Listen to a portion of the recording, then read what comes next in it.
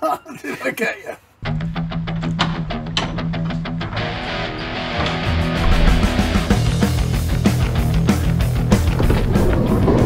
Hello, welcome to Travel with Holty. My name's Tom, and this is my first ever van build.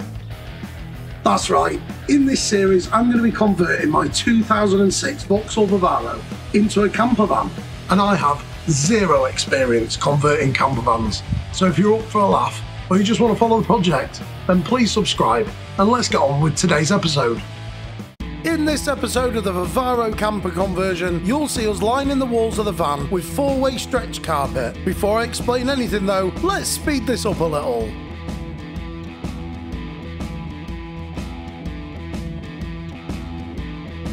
Okay, let's get into the detail.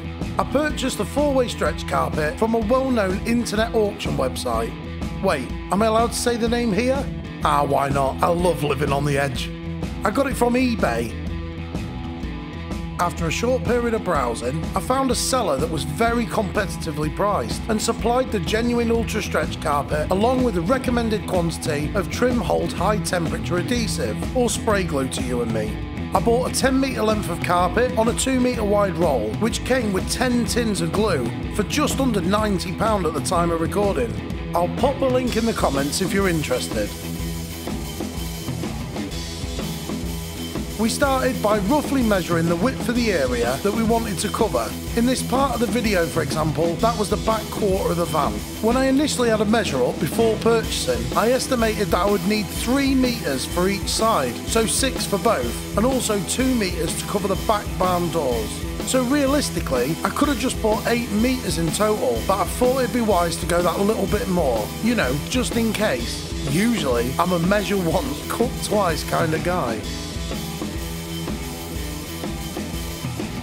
As advertised, the carpet was extremely easy to work with. It's very forgiving, allowing you to stretch it up, down, left and right. I guess it's in the name really, but I'm still amazed that it can stretch way more than you think it possibly can. If you can't tell, this wall was covered in one piece, and as you can see here, it's perfectly moulded around Vivian's luscious curves, especially the contours of the wheel arch. It really does stretch into all the nooks and crannies. So let me give you an explanation how we applied the carpet, and in a short while you'll see us start the process again, but on the sliding door. You start by cutting the required amount of material from the roll. You then identify the face side of the material. One side is slightly softer and fuzzier than the other. You want this side towards you. I just did a little wink then and realised that you can't see me whilst recording this voiceover. Lol. Sorted! Actually, that's given me an idea. I could make it happen in the next episode, so you can see me whilst giving the voiceover. Let me know in the comments if you think this would improve the video. Anyway, it's a good idea to offer the material up to the surface quickly before you start, just to make sure that you have the right amount of material and a rough idea of positioning. Remember though, that the 2 metre width for the carpet from the roll is supposed to go roof to floor. Awesome sauce! Then, starting from the top, spray a line of glue on the surface and position the carpet in place. Lift the carpet up and work your way down in sections. Apply more spray glue, let the carpet hang and press into place, pushing out any creases as you go. Then it's just a case of repeating the process. When it's time to attack a part with contours or grooves, we found it easy to lay the carpet over as you would a flat surface, then use your fingers to work the carpet into the crevice. Like so. Using a sharp knife, I opted for one of Mum's kitchen knives. Cut out any important parts you've covered in the process, like this handle thing, and also cut around any other obstacles.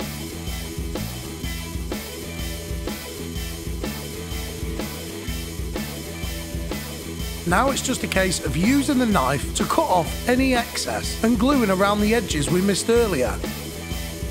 Because of the way we designed the boarding, we decided to cut the excess slightly proud and tuck this behind the board, which you'll see in a moment.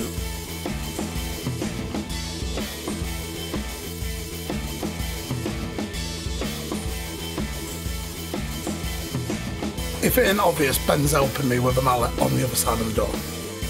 Thanks for clearing that up, Tommy lad. Oh, and I've totes forgotten to introduce my mate Ben. So, while we're prattling around trying to tuck this carpet in, everyone meet Ben. Not only is he a really close friend of mine, but he's also my next door neighbour. When he's at home and he isn't driving a HGV for a living, Ben loves to lend his hand on some of my many projects over the years. That, and eating me out of house and home.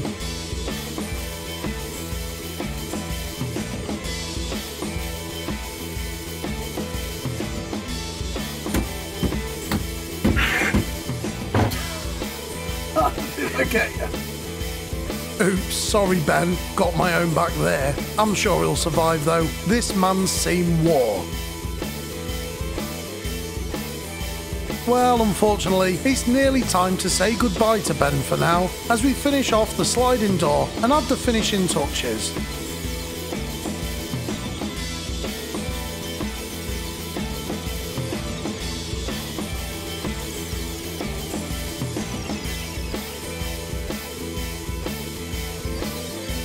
To help me out with the back barn doors, I've enlisted the help of the father-in-law. Everyone say, "Hi Phil!"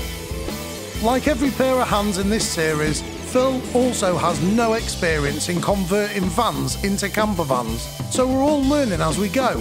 He has been, however, a camping fan for years, owning many touring caravans and travelling to multiple UK destinations as a family. It's been very useful to have him around, not just as a pair of hands or moral support, but for this experience and knowledge during the planning stages of the conversion. Hopefully, in the not too distant future, we can pitch up on a campsite nearby as a trial run before the summer season. The process of carpeting the back doors is exactly the same as explained earlier in the episode, so nothing new there. The only consideration we had to make was to identify which parts of the door not to carpet. What I mean is, the area where the rubber door seal will contact and beyond. It's a good idea not to carpet past this point, basically so the carpet doesn't get wet.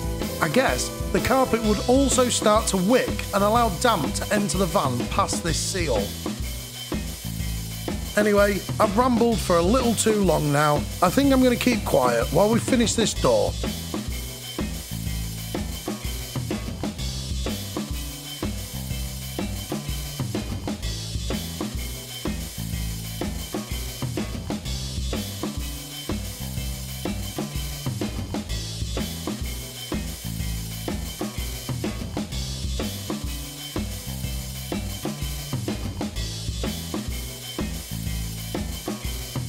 Oh, actually, there is someone else I've failed to introduce, and that's my dog, Tilly.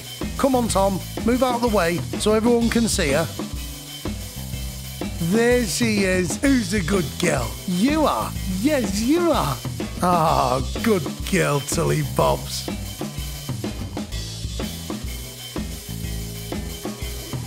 Now I've finished embarrassing myself with the baby voice, it's time to add the finishing touches to the door by refitting the handles, etc. And Phil had this great idea to carpet the door release handle things. But another wave of technical difficulties mean that the video just stops here. So, in the next episode, we're going to take a little drive to get some plyboard for the floor of the camper. Whoa! Before you click to watch that next episode, please don't forget to tap that subscribe button, and why not give this episode a thumbs up? Want to check out the whole series? There's a link here too. I hope you've enjoyed, thanks for watching, and see you later.